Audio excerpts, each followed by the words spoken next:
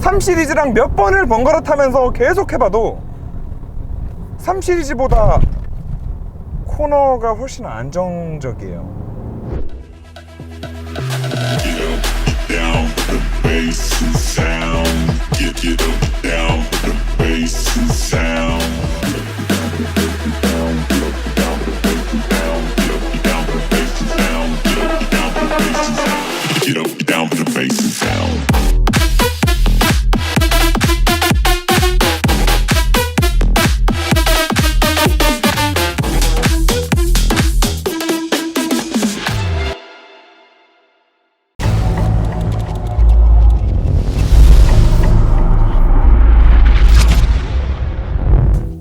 자, 시청자 여러분 안녕하십니까.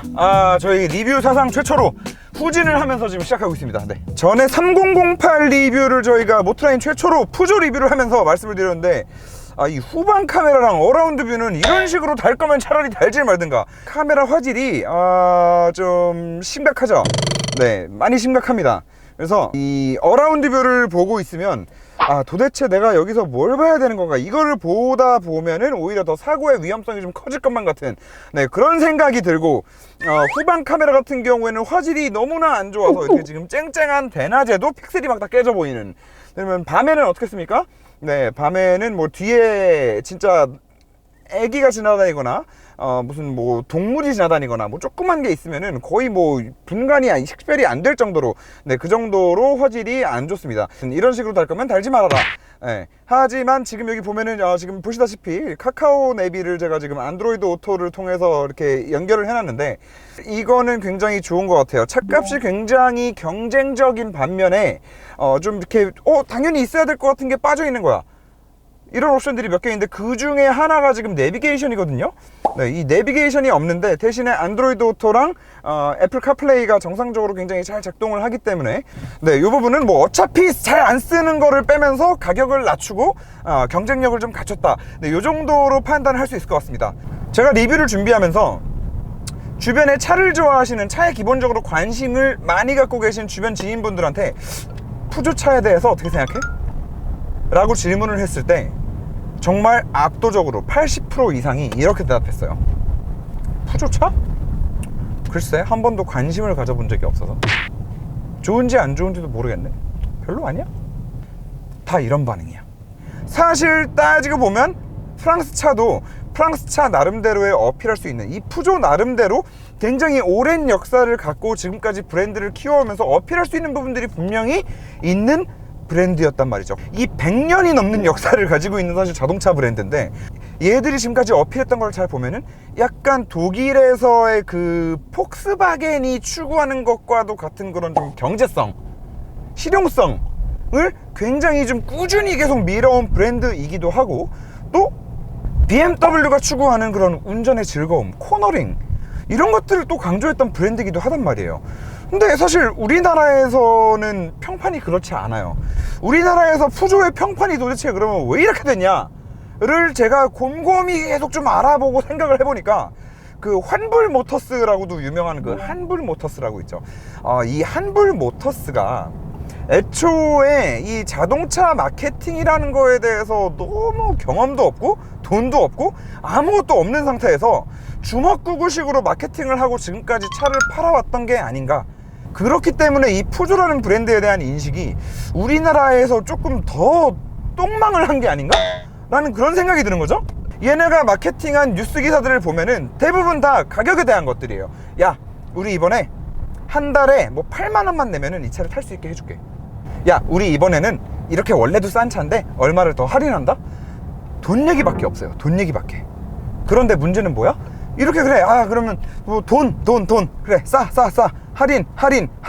사람들 머릿속에 이거를 막 갖다 박아놓고 차를 싸게 팔았으니까 나중에 애프터 서비스가 상대적으로 떨어질 수밖에 없었던 거야. 그래서 푸조가 우리나라에서 초반에 실제로 그 악명 높은 부품값 때문에 굉장히 좀 많은 소비자들의 원성을 샀단 말이에요. 이거는 진짜 그 가끔씩 사람들도 뭐 그런 사람들이 있잖아요. 내일만 보고 산다. 내가 어떤 약속을 하건 이 약속이 6개월 뒤, 1년 뒤에 지켜질지 어떨지 상대방과 나와의 의리, 그리고 믿음, 뭐 신의, 이런 것들이 지켜질 수 있을지, 오랫동안 비즈니스 파트너로 갈 수 있을지 뭐 어떨지에 대해서는 생각하지 않아. 당장 입에 발린 소리들만 잔뜩 해놓고 당장 일단 내 주머니에 돈 들어오면 끝. 이렇게 사는 사람들이 있단 말이야. 어떻게 보면은 물론 제가 지금 너무 안 좋게 표현하는 걸 수도 있지만, 아니 그렇잖아요. 100년 넘는 역사를 가진 메이드 인 프랑스 자동차가 어떻게 이 정도까지 좀 심각해요. 거의 뭐 중국차 수준인 것 같아. 인식이, 프랑스 차에 대한 인식이 너무 안타까워서 얘기하는 거예요. 모터스포츠에 관심이 있으신 분들이 뭐 많으실지는 모르겠으나, 실제로 모터스포츠에 많은 투자를 하고 지금까지 많은 성과를 내온 브랜드들 중에서 양산차가 별로인 차가 없죠. 심지어 현대차, 기아차도 이제서야 이제 모터스포츠에 뛰어들잖아요. 사실 그게 그냥 마케팅적인 요소만 있는 거는 아니거든요. 실질적으로 그 안에서 브랜드들 사이에 굉장히 박터지는 경쟁을 함과 동시에 기술력이 계속 갈면 갈수록 상승할 수밖에 없는 요소가 분명히 있는 거죠. 자, 그러면 푸조는 어떠냐? 푸조는 WRC에서 굉장히 유명한 브랜드예요. 사실 WRC 생각하시면은 여러분들은 뭐 이렇게 해치백 차량 나오고 뭐 4륜구동 차들로 말도 안 되는 험로를 말도 안 되는 속도로 주파하는 그런 경기인데, 그런 경기에서 토션빔에 4륜 쑤셔 넣고 뭐하고 해가지고 계속 좋은 성과를 내면서 굉장히 모터스포츠 쪽으로도 역사가 깊은 회사란 말이에요. 그럼 얘들이 계속해서 글로벌적으로 브랜드 아이덴티티 중에 하나를 밀고 있는 것 중에 이 코너링, 재미있는 핸들링, 민첩성, 이런 것들이 사실 말이 되는 얘기란 말이에요. 어느 정도 뼈가 있는 말이라고요. 그리고 프랑스라는 나라 자체가 뭐 어마어마한 그 기름값으로 사실 유명한 나라인데, 그런 나라의 태생을 둔 브랜드인 만큼 이 디젤 엔진에 굉장히 많이 좀 특화가 돼 있고, 이 환경 규제도 새로운 환경 규제가 나올 때마다 푸조가 사실 가장 먼저 통과해요. 사골 엔진이라고 욕하면 뭐해? 아니 엔진 내구성 좋고 새로운 환경 규제 나올 때마다 계속해서 그냥 또 나왔네? 요거 바꿔서 오케이 테스트 통과. 다른 브랜드들은 이것 때문에 막혀가지고 뭐 쌩 난리를 치고, 뭐 폭스바겐 같은 경우에는 뭐 배기가스 조작 사태에 휘말리기도 하고 별의별 난리를 다 치고 있는데, 얘네는 그냥 너무나 우습게 통과한단 말이에요.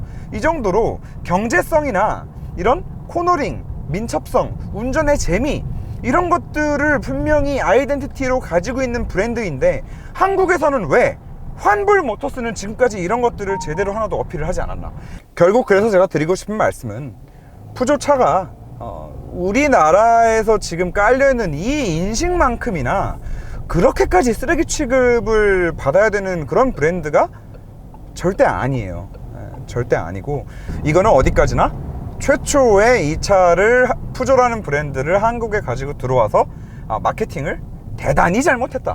대단히. 그렇기 때문에 지금부터라도 이 푸조라는 브랜드가 정말 자동차 브랜드로서 얼마나 좀 가치가 있는 브랜드인지, 얼마나 잘하고 있는 브랜드인지, 이런 부분들에 대해서 좀 많이 어필을 해줬으면 좋겠다. 그래서 결과적으로 제가 이런 얘기를 왜 하냐, 3008 때도 제가 굉장히 깜짝 놀랐지만 차가 좋아요. 자, 이 차가 굉장히 좋은데, 굉장히 괜찮은 가격이고 여러모로 좋은데 안타깝기 때문에 드린 말씀이고, 자, 지금 이 차량도 지금 지지난주에 리뷰했던 3008과 마찬가지로 이 푸조의 새로운 이 실내 인테리어 아이덴티티죠. 아이콕핏 디자인을 좀 그대로 반영을 하고 있는데, 이 한국인 디자이너 분께서 만드셨어요, 이 디자인을. 사실 그것 때문에 뭐 더 정감이 가고 뭐 그런 걸 수도 있겠지만, 일단 이 헤드업 클러스터에 대해서 한 번 더 강조를 드리자면, 사실 일반적으로 계기판이 이쯤에 위치하고 위에 HUD를 하나 더 박아서 사실 시야가 좀 분산되는 부분이 있었단 말이죠. 굉장히 많은 정보들이 사실은 클러스터에 들어가는데, 이 클러스터를 보다가 앞에 보다가 하면 아무래도 시야가 계속 왔다 갔다 하니까. 그런데 이 헤드업 클러스터가 들어감으로 인해서 이 클러스터의 시인성 자체도 굉장히 좋아지는, 시인성이 굉장히 좋고, 전체적으로 전륜구동 차량임에도 불구하고 이 센터 콘솔 자체를 그 포르쉐 애들이 이렇게 많이 하잖아요. 각도를 기울기를 좀 줘서 위를 이렇게 올려서 뺀. 그래서 사실 운전석에 앉아 있으면 최근에 나온 신형 차량들 그 어떤 차량을 타는 것보다도 훨씬 더 미래지향적이고 굉장히 좀 그 센세이션한, 벤츠가 신형 S클래스에 이번에 투투 바디에 들어가 있는 그 디자인 있죠? 사실 그 디자인을 E 클래스에도 녹이고 C 클래스에도 녹이고 해서 사실 그 벤츠의 이번 인테리어가 정말 자동차 인테리어 디자인 역사의 한 획을 그을 정도로 저는 이쁘고 센세이션하다고 느꼈었는데, 오바를 조금 더 못해서 성향이 좀 다른 것 뿐이지, 저는 지금 이 아이콕핏 컨셉 자체가 그 정도 센세이션한 디자인이라고 생각을 해요. 그래서 차 안에 타 있을 때 전체적으로 굉장히 안정감을 주는 느낌도 괜찮고 시인성도 좋고 종합적으로 굉장히 세련된 맛을 가지고 있는, 네. 자, 그럼 이제 실제 운전하면서 어떤 느낌인지에 대해서 이제 좀 말씀을 드려야 될 텐데, 네, 죄송합니다. 오늘 서론이 좀 길었습니다. 3008 타면서 아쉬웠던 게 이제 후방 카메라랑 어라운드 뷰 이 화질 그지 같은 거, 그거랑 하나 더 있었던 게 사실 그 주행 보조 장치에 대한 이슈였어요. 그 주행 보조 장치가 반쪽짜리가 들어갔죠. 그래서 이 차선 이탈을 방지해주는, 차선 센터를 유지해주는 그 기능이 빠져 있었어요. 그러니까 카메라 한 대만 박혀가지고 카메라 한 대가 모든 거를 다 커버를 치다 보니까 그냥 이제 차선을 잡는다기보다는 앞차와의 거리만 유지해줄 수 있는, 네, 그런 크루즈 컨트롤, 그런 주행 보조 장치가 들어가 있었는데, 지금 508에 와서는 카메라와 레이더가 같이 두 개가 동시에 주행 보조 장치를 지금 서포트를 해주고 있고, 차선을 나름대로 굉장히 잘 잡고 가요. 잘 잡고 가고 낮은 속도에서 차가 막힐 때 쓰기에도 굉장히 유용한 부분이 있고요. 그래서 주행 보조 장치 같은 경우에 결과적으로 쓸만은 하나 현대 비치예요. 그러니까 뭐 제 기준에서 제가 실제로 써보고 느끼는 거를 기준으로 말씀을 드리면 제일 위에 뭐 테슬라 있고요, 그 다음에 볼보 있고요, 그리고 벤츠 BMW 있고요, 그 다음에 현대 있고요. 그 다음 정도. 하지만 못 쓸 수준은 아니다. 쓸만해요.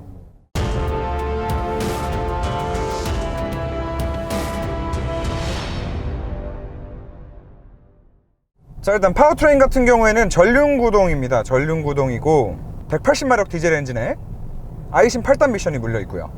사실 푸조 3008과도 같은 조합인데 그냥 느낌적으로 말씀드리면, 일단 이 디젤 엔진에서 가장 중요하다고도 여겨질 수 있는 실내로 들어오는 진동 소음이 어떠냐. 3008에도 이 같은 엔진이 들어가 있었는데 3008에서는 사실 좀 놀라울 정도의 정숙성을 보여줬었거든요. 그런데 이유는 모르겠어요. 이게 3008에 비해서 NVH가 왜 떨어지는지, 어떤 부분에서 뭐 구조적으로 어떻기 때문에 좀 더 떨어지는 건지는 잘 모르겠으나, 확실한 거는 3008에 비해서는 디젤 엔진 진동 소음이 조금 더 실내로 유입이 되는 부분이 있고, 하지만 이 부분이 그냥 저속에서 유들유들하게 다닐 때 거슬리는 정도까지는 아니에요. 벤츠 C클래스나 3시리즈급까지 정숙성이 올라가지는 않고요. 파사트 정도로 봐주시면 될 것 같아요. 파사트도 정차 시에 네, 요 정도 진동은 들어오거든요. 그리고 완전 처음에 RPM을 처음에 띄워서 출발할 때 그 진동, 그 정도는 몸으로 많이 좀 들어오는 편인데, 아무튼 그 이유는 자세히 모르겠으나 3008에 비해서 지금 분명히 떨어지는 거는 사실. 하지만 3008이 좀 이상할이 많지 정숙성이 괜찮았었던 부분도 있기 때문에 그 부분을 좀 감안해서 들어주시고요. 뭐 굳이 예를 들자면 뭐 3시리즈나 C클래스 같은 경우에는 정말 둔한 사람이 옆에 탔을 때 이 차가 디젤 차야 라고 할 수 있는 정도의 수준이었다라고 하면, 이 차는 아무리 둔해도 이 차는 디젤 차의 이 소음과 진동이 지금 들어오는구나 라는 거를 느낄 수 있는 정도로만 생각해 주시면 될 것 같습니다. 자, 그리고 뭐 180마력 40토크 엔진이 가지고 있는 이 토크감은 좀 분명히 있는데, 사실 뭐 대단한 가속력을 발휘할 수 있는 뭐 그런 출력은 아니고요. 그리고 사실 푸조가 이렇게 뭐 고출력 차량에 대한 그런 것들을 사실 자기들이 강조하진 않거든요. 푸조가 항상 강조하는 거는 핸들링, 진짜 그 토션빔으로 말도 안 되는 승차감과 핸들링, 그리고 스포츠성을 만들어내는 거, 이런 것들을 항상 강조를 했고, 3008을 타면서도 굉장히 좀 충격을 받았던 부분인데, 토션빔을 가지고 이런 세팅을 할 수 있구나, 토션빔을 가지고 뒤에 사륜을 쑤셔봤고 WRC에 나가는 애들답구나 라고 생각을 했었는데, 사실 이 차 뒤에 푸조 차량에서는 정말 저는 아무리 찾아봐도 일단은 못 찾았어요. 푸조 차량 중에 그 사이즈를 떠나서 뒤에 멀티링크를 썼던 차가 없는데, 이 차는 지금 멀티링크가 들어가 있어요. 토션빔이 안 들어간 거죠. 그런데 한 가지 이제 좀 골 때리는 거는, 차를 떠봤어요. 토션빔을 가지고 그런 승차감과 그런 세팅을 했던 애들인데 얘네가 멀티링크는 혹시 또 좀 다르게 세팅을 했을까? 라고 생각을 하고 차를 딱 떠봤는데, 뒤에 멀티링크를 잡아주는 압류부터 시작해서 모든 링크들, 위시본들이 어마어마한 말도 안 되는 두께의 크로스 멤버까지 전부 다 어마어마한 두께의 알루미늄을 쓴 거는 둘째고, 서스펜션을 이렇게 눕혀놨어요. 서스펜션을 눕혀놓은 그 각도를 뭐 킹핀 각이다 라고도 하고 뭐 스러스트 각이다 라고도 하는데, 뒷바퀴를 저렇게 세단에서 눕혀놓은 차를 저는 일단 못 봤어요. SUV 중에서도 사실 그 뒷바퀴의 킹핀 각을 보고 좀 놀랐던 차량은 카이엔 GTS가 뒤에 딱 떠보면은 에어 서스펜션이 이렇게 누워있거든요. 이거는 뭐 확실히 각도를 재보지는 않았지만 카이엔보다도 지금 이 차 뒤 서스펜션이 더 누워있는 느낌이고, 아니 저기서 조금 더 높이면은 그냥 거의 아벤타도르예요. 아벤타도르 아니면은 존다급으로 누울 것 같아요. 그래서 뒤에 저렇게 서스펜션을 눕혀놓은 거를 보고 나니까 얘들이 타이어를 왜 PS4를 꼽아가지고 나왔는지에 대해서 이해가 조금 되더라고요. 그리고 지금 이렇게 운전을 해봤을 때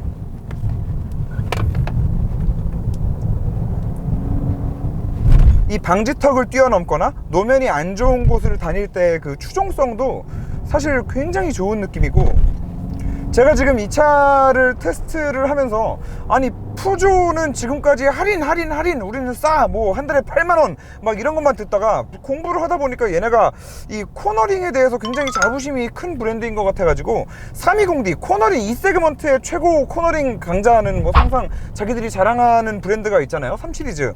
그래서 BMW 3시리즈를 이거랑 지금 번갈아 타면서 지금 꽤 많이 느껴봤는데, 이거는 제가 정말 아무리 느껴봐도 3시리즈랑 몇 번을 번갈아 타면서 계속 해봐도 3시리즈보다 코너가 훨씬 안정적이에요. 자, 이 똑같은 코너를 3시리즈 가지고 똑같은 속도로 돌았을 때 3시리즈가 뒷타이어에서 어마어마한 비명을 지르거든요, 정말로. 얘는 깊은 코너를 감다가도 여기서 타각을 한 번 더 줘도, 감다가 한 번 더 줘도 뒷바퀴는 그냥 아무런 꿈쩍을 할 생각을 안 해요. 결국에는 이게 고속도로에서 급차선 변경을 때렸을 때도 실질적으로 굉장히 운전자한테 안정적인 느낌을 계속 주더라고요. 그래서 제가 느끼는 이게 지금 맞는 건가, 그래서 뭔가 좀 객관적인 데이터를 찾아보고 싶었어요.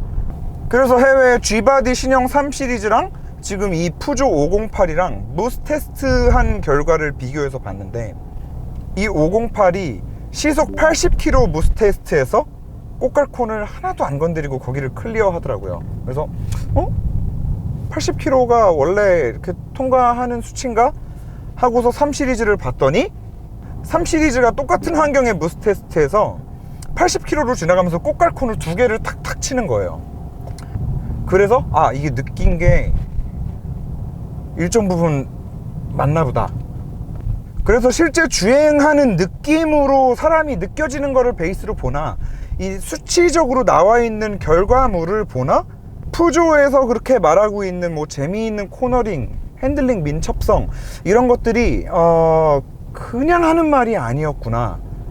자, 이 차의 이 서스펜션, 뒷 서스펜션 구조가, 서스펜션이 이렇게 많이 누워있다고 말씀드렸잖아요. 뭐 알루미늄을 쓰고 뭐 어쩌고 뭐 이런 것들은 다 둘째 치고서라도 일단 굉장히 많이 이렇게 누워있는데, 사람으로도 생각을 해보세요. 이게 사람 다리라고 생각하면은 이렇게 있는 상태에서 옆으로 미는 거랑 사람 다리를 이렇게 옆으로 뻗고 있는 상태에서 미는 거랑 옆으로 횡지를 받았을 때 버티는 능력은 당연히 옆으로 벌리고 있으면 더 좋겠죠. 그렇기 때문에 F1도 벌리고 있고 아벤도 벌리고 있고 존다도 벌리고 있는 거예요.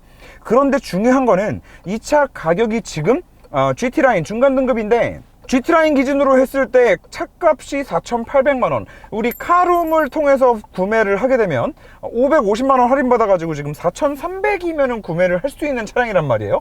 4,300만원이라는 차량에 이런 재미있는 운전으로서 좀 재미있는 요소를 넣어줬다라는 거. 사실 이게 가격 대비 사실 말도 안 되는 그 디젤 엔진으로 인해서 오는 그 경제성이 좋은 부분보다도 훨씬 더 그 가격 대비 재미를 봤을 때 굉장히 말도 안 되는 경쟁력이 있는 부분이 아닐까, 저는 그 생각이 들어요. 그래서 그 드라이빙 플레저, 그 드라이빙의 즐거움이라는 그 슬로건은 BMW가 사실 푸조한테 좀 빌려줘야 되지 않을까.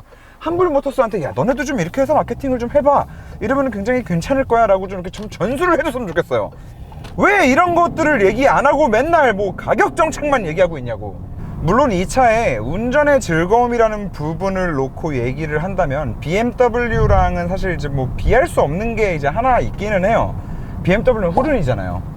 얘는 전륜이고, 그리고 BMW에는 그 대단한 ZF 미션이 들어가잖아요. 얘는 IC 미션이 들어가고, 좀 더 극적인 변속감을 제공하지만 얘는 그냥 부들부들한 변속감을 제공하고, 하지만 전륜구동차를 통해서도 코너링의 재미를 충분히 가지고 갈 수 있다라는 거를 푸조가 좀 정확히 보여주고 있는 것 같아요. 사실 우리가 이 세그먼트 차량 구매를 고려할 때 나오는 후보 차종들은 뻔하단 말이에요. C클래스, 3시리즈, 파사트, 그리고 렉서스 IS도 있을 거고, 이 세그먼트 시장에서 사실 사람들이 차를 구매할 때 푸조라는 차 자체는 아예 구매 대상에서 제외해놓고 시작하는 그런 부분들이 많았는데, 사실 이제는 어느 정도 구매 옵션에 올려놔도 되는 차량이 아닌가 라는 그런 생각이 듭니다. 그리고 계속해서 그 세그먼트를 베이스로 해서 얘기를 좀 해보자면, 그 세그먼트 중에서는 휠 베이스는 전륜 베이스다 보니까 휠 베이스는 좀 짧을지언정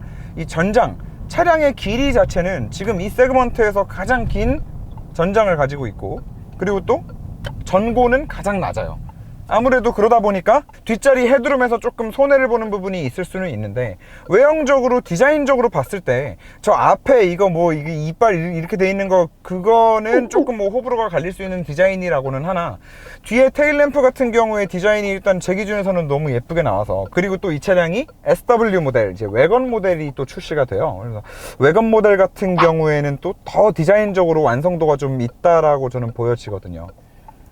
그리고 뭐 이 실내에 있어서도 아까도 많이 말씀을 드렸지만 정말 흠 잡을 데가 거의 없어요. 굳이 뭐 흠을 하나 잡아보라고 한다면 여기 이 안쪽 공간에 휴대폰 무선 충전 패드가 있는데, 사실 이거는 조금 오버해요. 넣기도 너무 힘들고, 일단 넣어놓으면 휴대폰을 확인할 수가 없고 아예 뭐, 하지만 여기다가 이제 이 USB 포트가 여기 아래 달려 있는데, 뭐 안드로이드 오토랑 애플 카플레이를 어차피 사용할 수 있기 때문에 문자 메시지나 이런 것들도 여기서 확인이 가능해서 여기다가 그냥 넣어놓고 충전도 할 겸 여기다가 넣어놓고 안전하게 사용해 라는 뭐 배려일 수도 있겠죠. 하지만 어쨌든 우리는 어쩔 수 없이 자꾸 휴대폰을 정차 시에라도 자꾸 이제 확인을 할 수밖에 없는 그런 삶을 살고 있다 보니까 이런 부분이 조금 아쉽기는 하나, 그런 부분들 빼고는 정말 전반적으로 디자인적으로나 이 가격 대비 성능 면에서 저는 정말 거의 만점 수준을 주고 싶은 차량입니다. 정말로 4천만원 초반대에 이런 상품성을 가지고 있는 차가 또 있다라고 하면은 한번 얘기해봐 주세요. 네, 제가 생각할 때는 정말 찾기 힘들 것 같거든요. 이 푸조 차량이 부품 값으로 또 굉장히 좀 양명 높은 부분이 있는데, 아까도 말씀드렸지만 이제 함블 모터스가 처음에 좀 정책을 잘못 펼친 부분이 분명히 존재하는 것 같아요.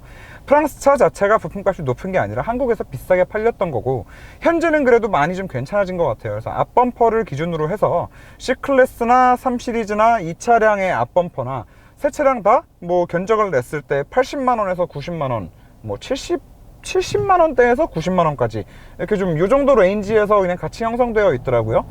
그렇기 때문에 부품값 같은 경우도 뭐 예전만큼 악명 높았던 뭐 그런 푸조의 부품값은 아니다. 이런 것도 이제 구매하시는데 좀 참고하시면은 뭐 차량 구매하시는데 좀 도움이 되지 않을까 싶습니다.